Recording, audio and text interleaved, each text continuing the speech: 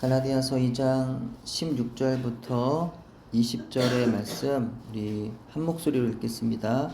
시작.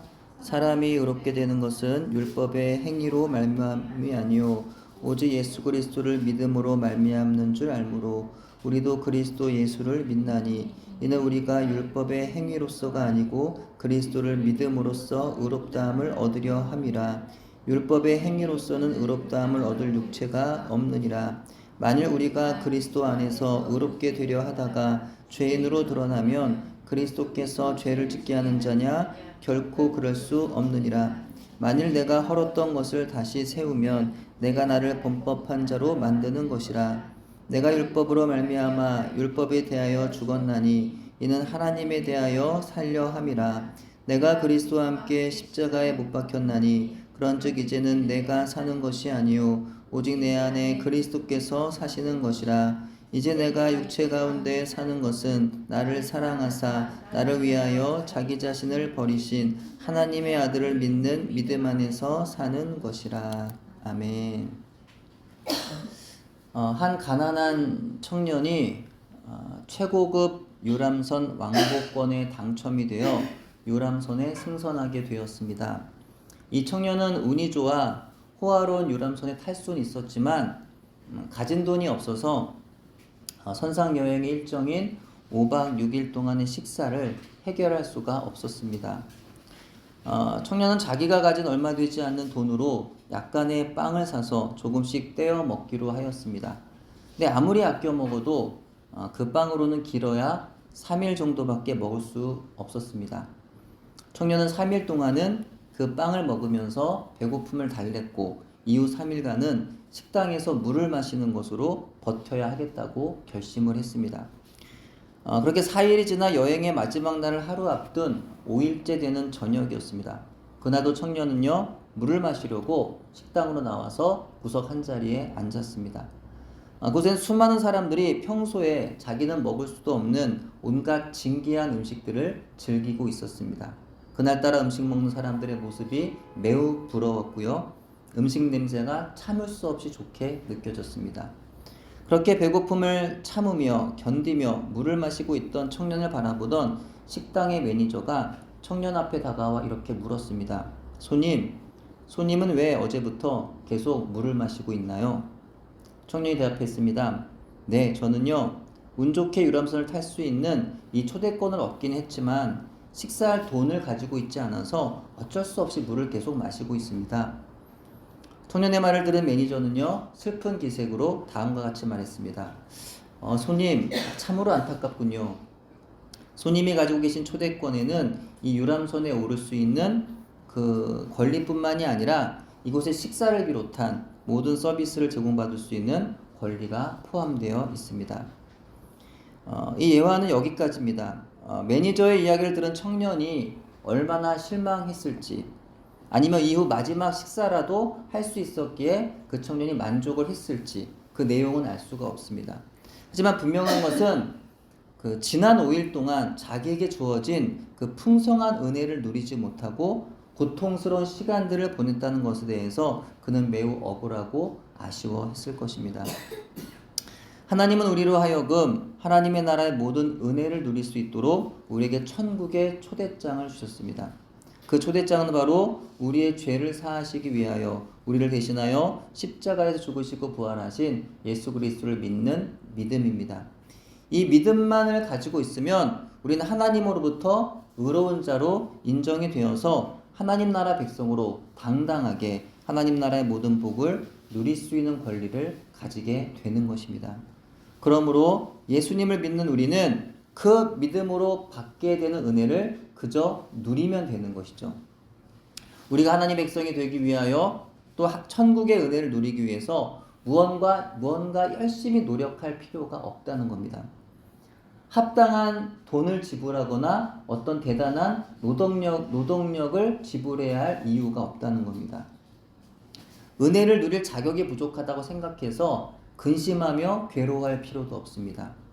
그 은혜가 나에겐 해당되지 않는다고 여겨서 하나님의 약속의 말씀을 내 것이 아닌 것으로 부정하여 말씀을 먹지 못해 영적으로 굶주리며 살지 않아도 되는 것입니다. 나의 믿음이 흔들릴 때, 하나님 예수 그리스도를 통하여 이미 나를 구원하셨다는 복음 자체가 무너져 내렸을 때, 나의 하나님 자녀됨과 하나님께서 나를 부르셨다는 사실을 부정하며 나를 비난하고 저주하는 마귀의 참소, 거짓말이 들려올 때, 내가 하나님 보시기에 부끄러운 죄를 지었고 하나님 앞에 그 어떤 선함과 공로도 내게 있지 않다고 여겨져 비참한 슬픔 가운데 빛을 잃어버렸을 때, 이때 우리는 다시 복음 앞으로 나아가야 하는 것입니다. 많은 성도들이 주님과 더 깊은 관계를 맺고 영적으로 성장하기 위해서 열심히 성경을 읽고 기도도 하고 예배드리고 때론 눈물도 흘릴 만큼 감격적으로 하나님을 만나는 그런 은혜를 경험을 합니다. 때로는 하나님이 싫어하시는 것을 피하면서 나름 의지적으로 하나님 말씀대로 잘 살아가는, 그렇게 살아갑니다. 이런 생활이 유지되고 있다면 그 사람은 주님과 더 가깝다고 하는 느낌을 가지게 됩니다. 하지만 이런 신앙생활의 틀에서 미끄러져 실패하기라도 하면 주님과의 관계에 자신이 없어지고 쌓아두었던 믿음이 한순간 무너지는 것을 경험하게 됩니다. 이것은 율법과 복음을 혼동하는 성도들이 겪게 되는 전형적인 폐해입니다. 율법과 복음을 혼동하면 그리스도인의 삶을 정상적으로 살 수 없습니다. 주님이 주시는 자유와 기쁨을 누리지 못할 뿐만이 아니라 신앙생활이 고통스럽게까지 여겨지게 됩니다. 성경을 제대로 이해할 수도 없고 영적으로 성장할 수도 없는 것입니다. 율법과 복음을 혼동할 때 개인의 성실이나 의지는 신앙으로 둔갑하기 쉽습니다. 개인의 성실함이고 개인의 의지인데 이게 마치 신앙처럼 여겨진다는 거예요. 하지만 성경은 성실과 의지로 말미암아 구원을 얻을 수 없다고 말씀합니다. 의지가 박약하여서 구원을 받지 못하는 것도 아니고 의지가 남달리 좋아서 구원을 받는 것도 아닌 것입니다. 갈라디아서는 바로 이와 같이 예수님을 믿고 하나님의 백성이 되었지만 율법과 복음의 혼동으로 믿음이 흔들리고 있는 사람들에게 다시 복음이 무엇인지를 분명히 제시해주고 있습니다. 예수님을 믿기는 하지만 그 믿음만으로 뭔가 부족하고 무언가 선한 행실이 있어야 구원을 받을 수 있는 것이 아니냐라고 하는 그 거짓에 대하여 강력하게 책망하며 진정한 복음을 다시 일깨워주고 있는 것입니다. 갈라디아서 2장 11절은 베드로 즉 게바가 안디옥에 이르렀을 때라는 말씀으로 시작합니다. 안디옥 교회는 최초의 이방인 교회였어요. 스데반 집사님의 순교 이후에 그 예루살렘 교회를 떠나 흩어진 성도들이 세운 교회였습니다. 처음에는 베니게와 구브로와 안디옥으로 흩어져 유대인들에게만 복음을 전했어요. 이후에 그 구브로와 또 그 구레네 몇 사람이 안디옥에 이르러서 헬라인에게도 복음을 전하게 됩니다. 안디옥 교회는요, 바울이 세운 교회도 아니었고 예수님의 제자들이 세운 교회도 아니었어요. 예루살렘 교회 후원 속에서 수많은 사람들의 어떤 기도와 어떤 지원 가운데 세워진 교회도 아니었습니다. 박해를 피해서 쫓겨가서 이름도 없는 그 몇몇의 그런 사람들에 의해서 이방인들을 중심으로 또 유대인들이 혼합된 형태로 그렇게 세워진 교회가 바로 안디옥 교회였어요. 그 미약한 교회에 주님의 손이 함께 하십니다. 사도행전에 보면 주님의 손이 함께 하셨다라고 기록해요. 그러자 수많은 사람들이 예수님을 믿고 주님께로 나오게 됩니다. 이런 놀라운 부흥의 소식이 예루살렘 교회까지 전해지게 돼요. 그래서 그제서야 예루살렘 교회에서 이 안디옥 교회로 착하고 성령에 충만한 자 바나바를 파송하게 됩니다. 근데 바나바가 목회하게 되면서 그 수많은 이방인들이 더 많이 이렇게 회심하고 주께로 나오게 되는 일들이 벌어져요. 그래서 바나바 혼자 감당할 수 없을 만큼 숫자적으로 성도들이 더 늘어나게 됩니다. 혼자 감당할 수 없게 되니까 바나바가 어떻게 해요? 당시 다소에 있던 이 바울을 찾아가서 그를 이렇게 데리고 오죠. 그래서 이 안디옥 교회 바나바와 바울과 함께 협력하여서 목회를 시작하게 됩니다. 그렇게 안디옥 교회는 바울과 바나바를 비롯한 여러 그 지역의 지도자들의 그 관심이 집중되던, 정말 대단하게 하나님이 사용하시는 교회로 이렇게 수많은 어떤 주의 종들의 관심이 집중되는, 앞다퉈서 찾아가고 싶은 그런 교회로 성장하게 됩니다.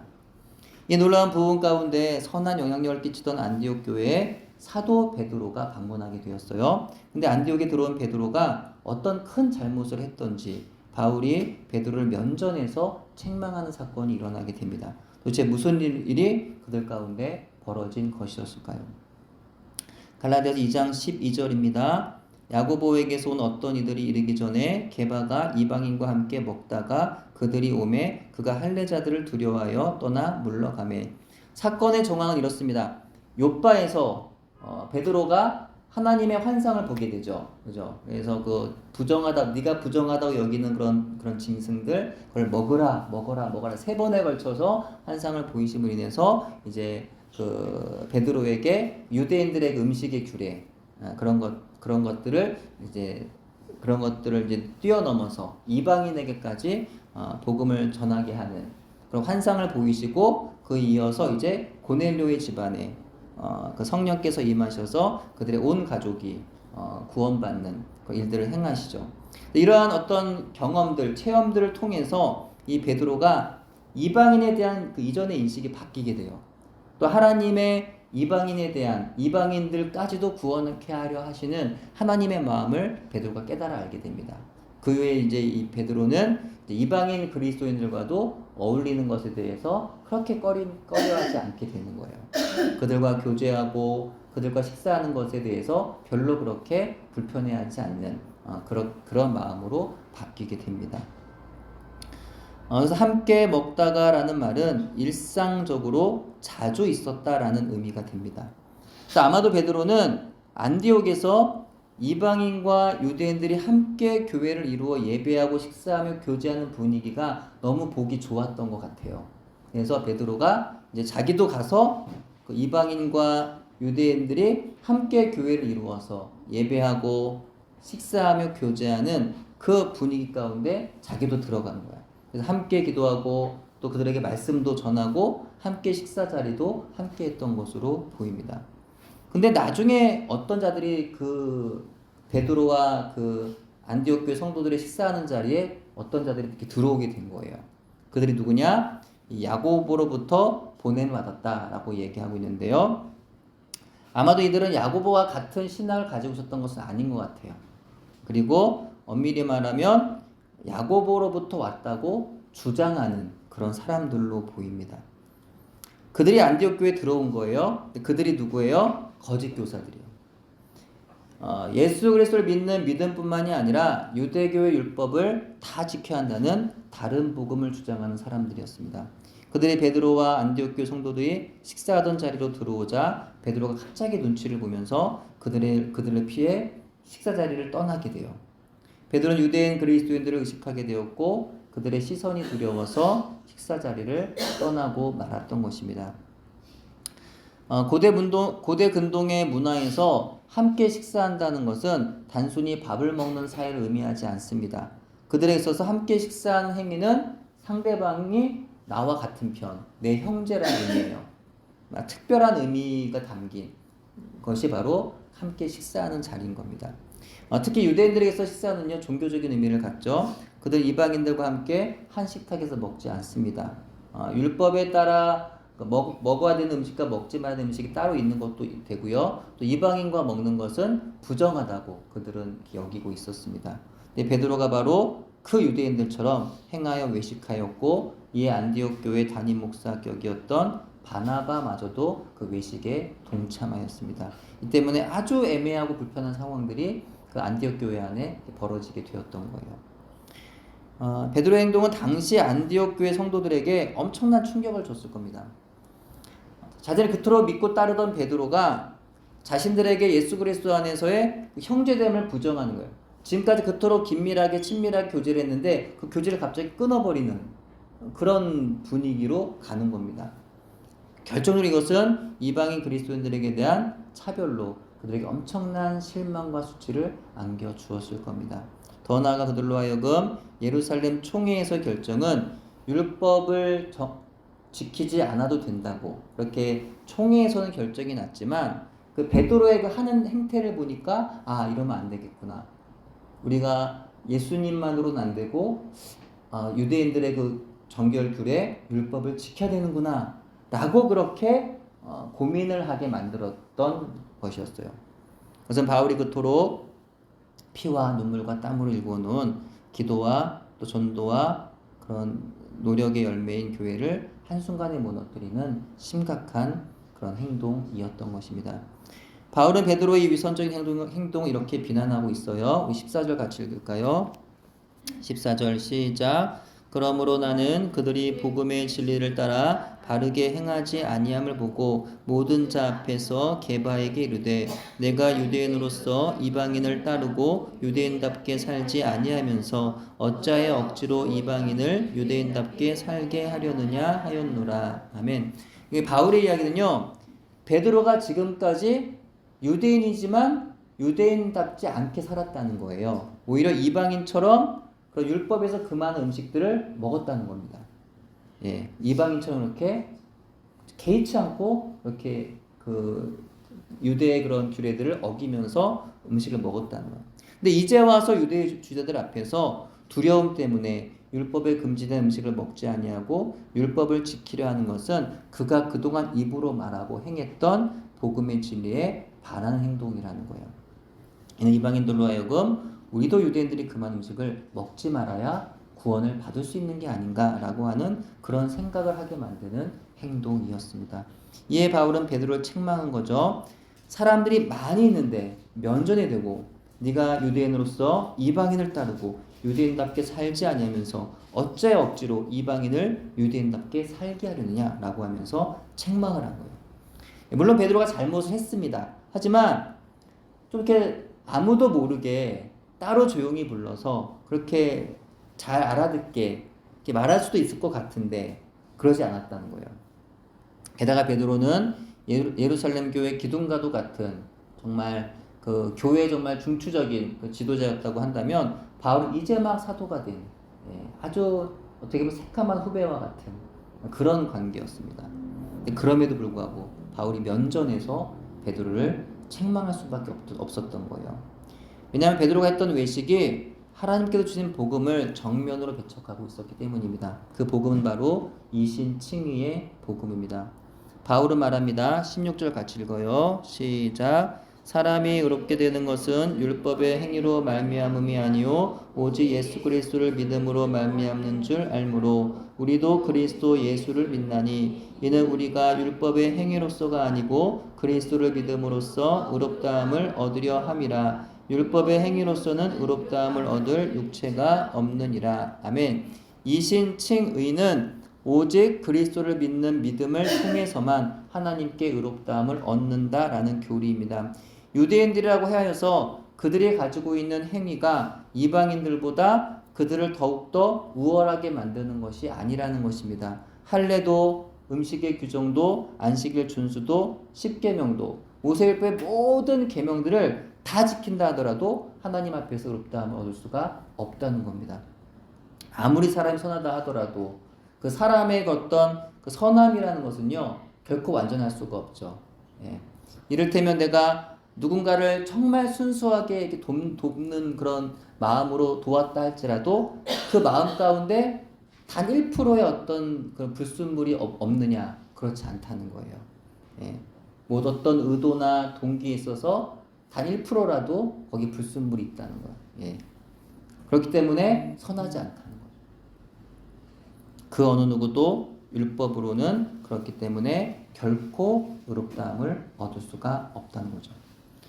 하나님 오직 예수 그리스도의 선하시고 의로우신 행위로 말미암아 값없이 은혜로 우리에게 믿음의 의를 허락하여 주시는 것입니다. 위대한 복음이죠. 하나님의 아들 예수 그리스도께서 십자가에서 이루신 구속의 의로운 사건을 믿기만 하면 의롭게 되어 구원에 이를 수 있다는 사실은 세상의 그 어떤 종교에서도 찾아볼 수 없는 복음 중에 복음입니다. 세상의 모든 종교는 사람의 노력으로, 사람의 공로로 신을 찾고 만나는 거죠. 하지만 기독교는 어때요? 하나님이 찾아오시는 종교죠.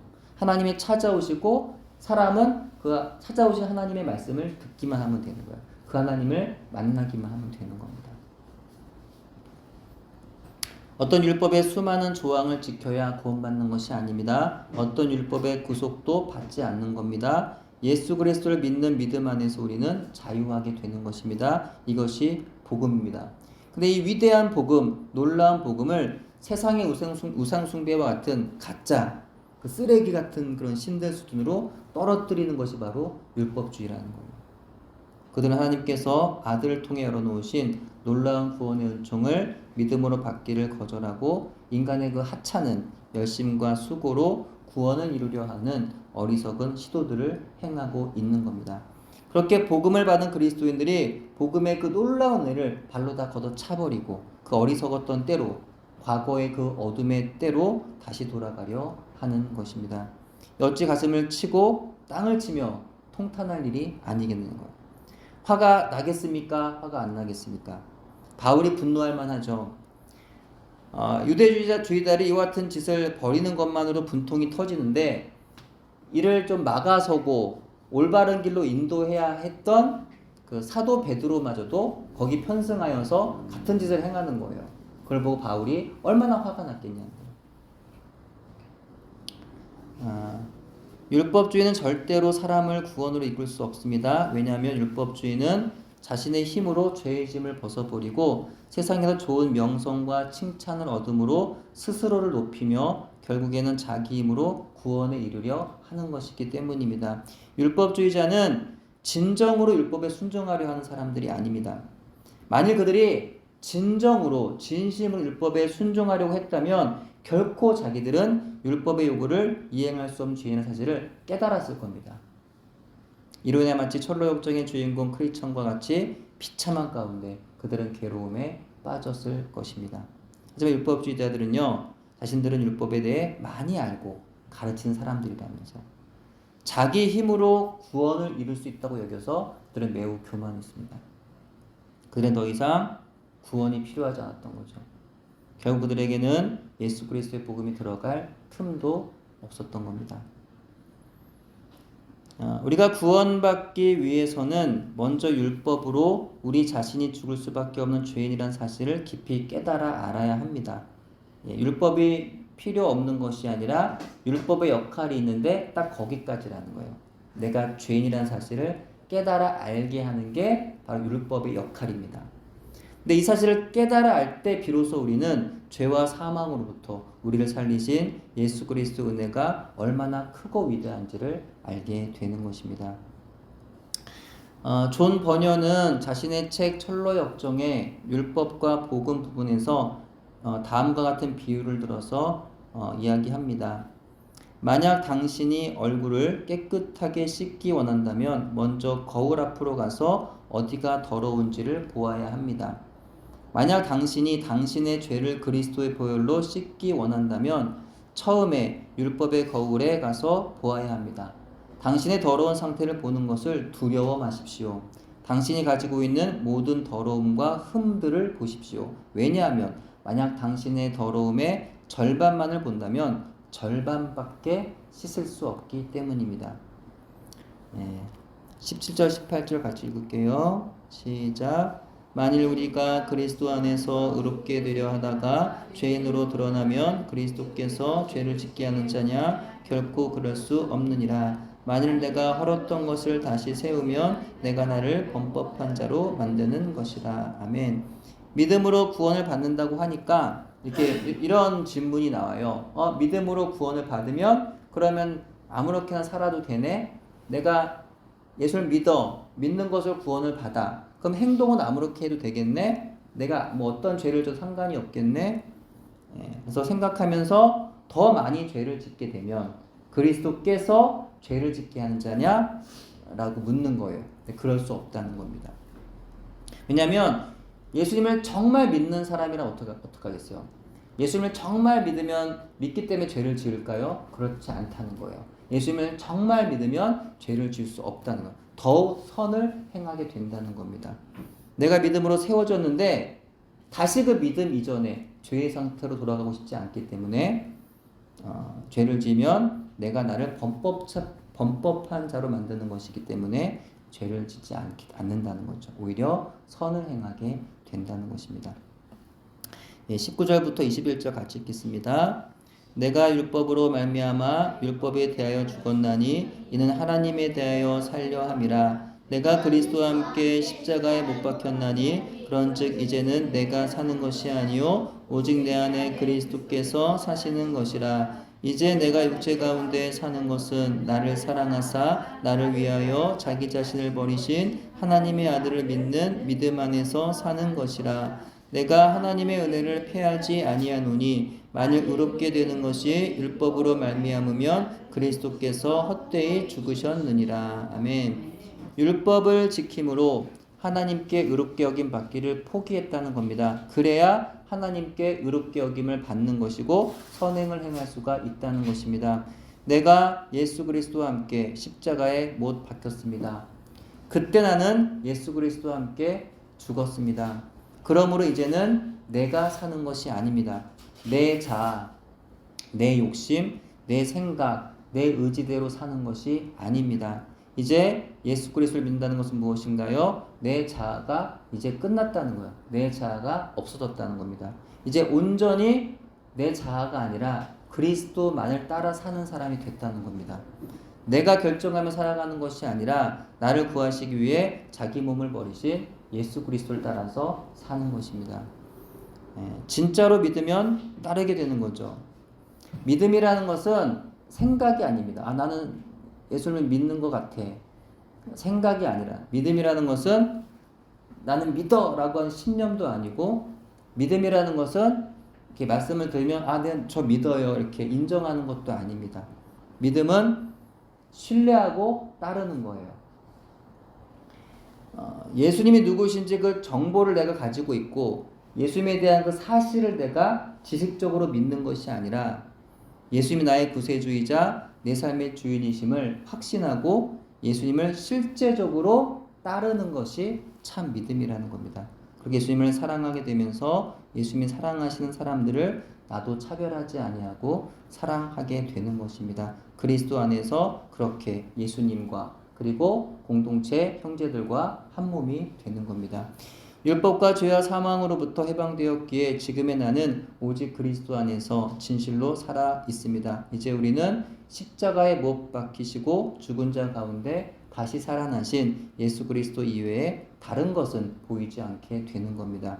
만약 나만을 바라보고 예수님을 보지 못한다면 우리는 자주 도움을 받지 못하고 자주 절망에 빠지며 깊은 두려움 가운데 놓일 겁니다. 하지만 내 안에 살아계신 그리스도를 늘 바라보며 살아간다면 우리가 그리스도 안에 살고 그리스도가 우리 안에 사심을 믿으면 우리는 어떤 상황에서도 절망하지 않는 겁니다. 두려워하지 않는 것입니다. 그러므로 예수 그리스도를 믿는 믿음 안에 하나님께서 베푸신 은혜를 받아 누리는 저와 여러분 되기를 바랍니다.